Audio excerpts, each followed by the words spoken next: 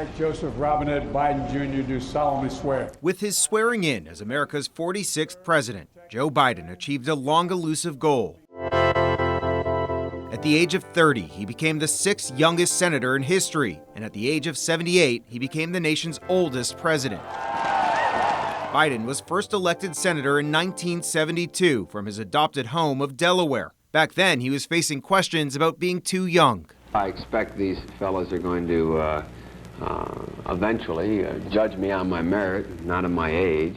But his Senate career was nearly derailed by tragedy, a deadly car crash back home in Delaware just a month after his election. My wife was dead. My daughter was dead. And I wasn't sure how my sons were going to make it. Biden wasn't sure whether to take office, but when he was eventually sworn in as senator, he did so by the hospital bed of his recovering son, Beau. Biden prioritized his family, commuting by train between Delaware and Washington, earning himself the nickname Amtrak Joe. In the Senate, Biden eventually chaired the powerful Senate Judiciary Committee, drawing criticism for his handling of the confirmation hearing of Clarence Thomas to the Supreme Court. Thomas was accused of sexual harassment, but critics said it seemed like the hearing put the accuser on trial. In the 90s, Biden also spearheaded the approval of a sweeping crime bill, which included a ban on military-style semi-automatic weapons. But that legislation has since faced criticism for contributing to disproportionate rates of incarceration for people of color. My name is Joe Biden.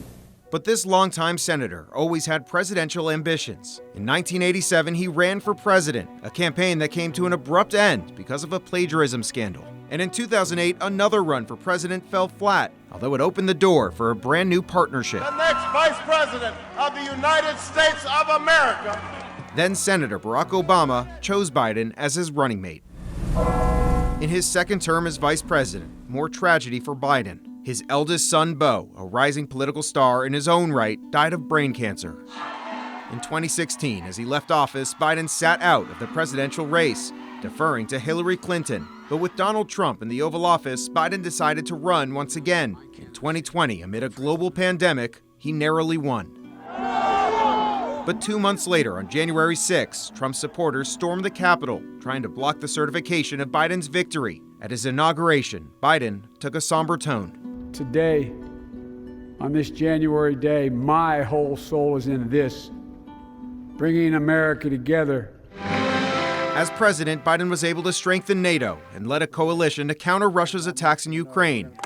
He also passed landmark legislation to build infrastructure, address climate change, strengthen the economy, and produce computer chips domestically. But his tenure was also marked by the worst inflation in 40 years, a record surge of migrants crossing the southern border, and the chaotic and deadly withdrawal of U.S. troops from Afghanistan.